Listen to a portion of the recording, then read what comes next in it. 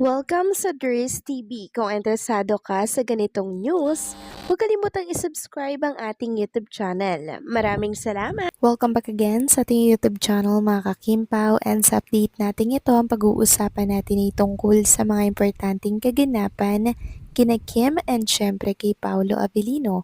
So ang pag-uusapan natin sa update na to ay may kaugnayan po sa ginawa di umano ni Paolo Avellino kay Chinita Princess. Ito po ay nag-ugat sa napansin ng ilang netizen sa mga baunan pong nasa ibabaw ng table during break time po ng mga It Showtime hosts. Ano kaya ang meron sa mga baon na may plastic na yan? Yan ang pag-uusapan natin mamaya. And syempre, tatalakayin din natin ang naging statement po ni Miss Aiko Melendez na inuugnay kay Chinita Princess. Bakit nga kaya?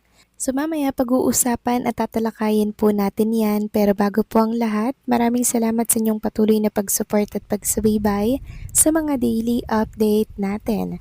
Kaya naman bilang pasasalamat, narito po ang isang napili kong komento patungkol ito sa naging previous update.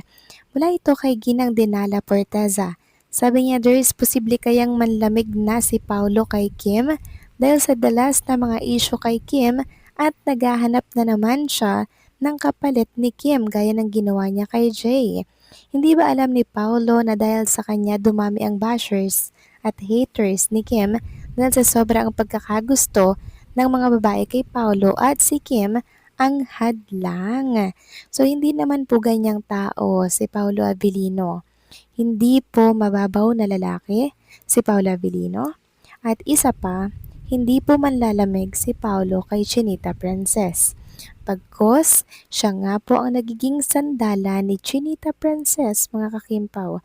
Siya po ang nagiging advisor ni Kim Cho. Huwag po tayong mag-isip ng mga negativity kay Kim and kay Paulo Avellino. 'Di ba? Kasi pinaglalaban po ni Paulo ang pagmamahal niya for Chinita Princess. Kaya sana po iwag nating husgahan si Paulo dahil hindi po natin alam ang nangyayari sa likod po ng kamera. Hindi natin alam ang sakripisyo ng isa't isa para lamang po maprotektahan ang isa't isa, mga kakimpaw. Yan po yung iiwasan po natin dahil si Paulo sobrang gentleman yan, sobra pong maalaga yan at sobra pong iniisip ang kapakanan ni Kim Chiu. Maaari hindi natin nakikita ito sa mga social media dahil very private nga po na tao si Paulo. Kaya sana po igalang natin kung ano po yung decision nila. Okay?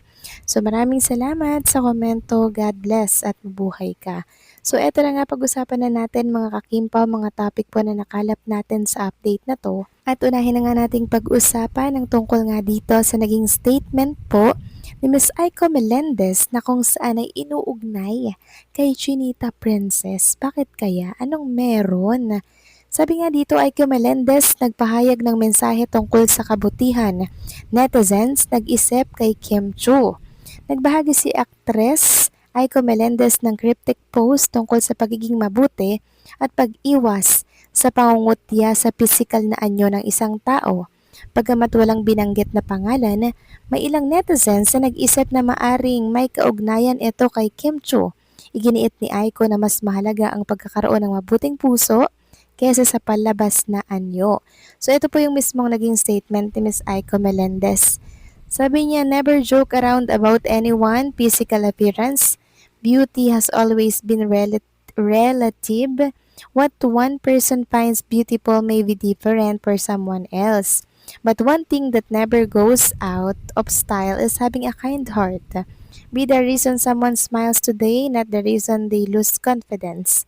Kindness will always be the most beautiful thing a person can wear. So wala naman po siyang binanggit na pangalan dito, mga kakimpaw. Pero nakakaloka sa comment section niyan dahil ang tinatagpo ay si Kim Chiu. Grabe naman sila kay Kim Chiu, mga kakimpaw. Hindi naman niya nila totally si Raiza May Dizon, kundi binanggit lamang naman po ni Chinita Princess yung pangalan ni Raiza May. Wala namang sinabi na pangit or what, mga kakimpaw. Wala naman pong ganun. Kaya sana po'y matigil na po yung kakatag kay Kim Chiu sa post na ito. Samantalang next topic naman, pag-usapan naman natin mga kakimpaw, ito pong picture ni Chinita Princess na kung saan sama-sama nga po silang kumakain dito ng mga It's Showtime hosts. Ngayon, marami po nakapansin na may mga plastic po dyan, then may Tupperware po, lagayan po ng mga food, mga kakimpaw, baon. So, ito po yung mga nabasa kong komento ukol dyan. Feeling ko, hinatid ni Paolo sa Showtime Studio, itong mga naka-plastic na food, ayaw niya marahil kumain si Kim ng malamig. Gusto niya fresh lagi sa lutuan para mainit. Ganyan talaga mag-alaga si Paolo, lalo na pag alam niya na may pinagdadaanan si Kim. How sweet naman. Ako lang to ha, dilulo. So, dilulo komento or opinion lang to mga kakimpaw sa mga nakikita niya po dito sa mga gamit na nakapatong po sa table. Yes, meron pong Tupperware, may lunch pack dyan, may plastic din, tapos may mga ulam dyan sa gitna mga kakimpaw, no? So, pwedeng-pwede naman talagang mangyari po yun. Nahatira ni Paolo si Kim Chu ng lutong pagkain, 'di ba? Para nga naman po hindi na mag-order si Kim or hindi na po kumain si Kim ng malamig. Kasi kung gabaunin niya po yun ng umaga, 'di ba? Pagdating po ng 11 or 12 na kainan po nila, malamig na yun mga kakimpaw. So, syempre, kailangan pagkakain medyo mainit. 'Di ba? Para nang sa ganon, maganda-ganda po ang pasok ng pagkain sa ating katawan. Pero hindi naman lahat mga kakimpo ng mainit mabuti sa katawan. Mainam pa rin kumain ng bahaw. Sabi nga nila pag bahaw daw po ang kinakain, less sugar na yun mga kakimpaw kumpara sa mga kanin po na bagong luto. Kaya kung nagda-diet kayo, mas mainam na kumain kayo ng mga bahaw, mga kakimpaw, bahaw, kaning lamig. So ano kaya yung niluto ni Paulo Abilino mga kakimpaw, no? Kung totoong nagluto siya ng pagkain at hinatid kay Chinita Princess, siguro yung favorite food ni Kim Chu mga kakimpaw. 'Di ba? Sabi nga po nila, talaga namang napaka-gentleman at maasikaso nitong si Paulo. Talagang asawa duty lagi kay Chinita Princess. The way po ng pag-alaga niya kay Kim Chu, sobrang masarap sa pakiramdam na makitang si Kim inaalagaan po ng tama, tinatato po na isang prinsesa. Yan po talaga yung pinapangarap natin kay Kim Chu. 'Di ba? Ang makahanap po siya ng lalaking talagang ituturing po siyang prinsesa, ituturing po siyang kaisa-isang babae. At yan po yung nararamdaman ko talagang ginagawa ni Paolo Abilino. Kaya si Kim Chu, love na love din niya si Paolo na pagsilbihan.